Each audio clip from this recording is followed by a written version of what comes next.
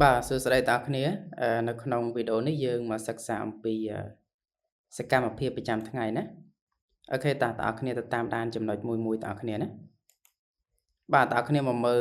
clear ទី1នៃសកម្មភាពប្រចាំថ្ងៃរបស់យើងនេះគឺ wake បាទ wake up យើងអានថា wake up បាទ W word ណាA ប្រលេង E នេះស្រៈ A K ខណា U A people តាគ្នា wake up អូខេ wake up គឺ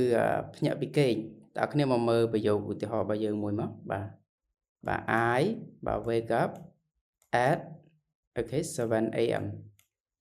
I wake up at 7 am បាទខ្ញុំភ្ញាក់ពីគេងនៅម៉ោង7ព្រឹកណាអូខេតើអ្នកគ្នាទៅមើលសកម្មភាពរបស់យើងបន្តទៀតបាទ clear ទី2តើអ្នកគ្នាគឺ brush បាទ my teeth អូខេ brush my teeth ដុសធ្មេញណាអ្នកគ្នាបាទសកម្មភាពដុសធ្មេញតើអ្នកគ្នាមកមើលប្រយោគឧទាហរណ៍មួយមកបាទ I brush បាទ my teeth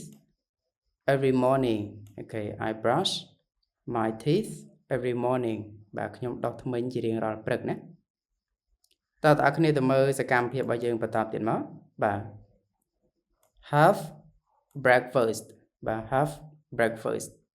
គឺយើងញ៉ាំអាហារពេលព្រឹកណាតើគ្នាមកមើលប្រយោគឧទាហរណ៍របស់យើងបាទ I have បាទ breakfast at បាទ 8 am ណា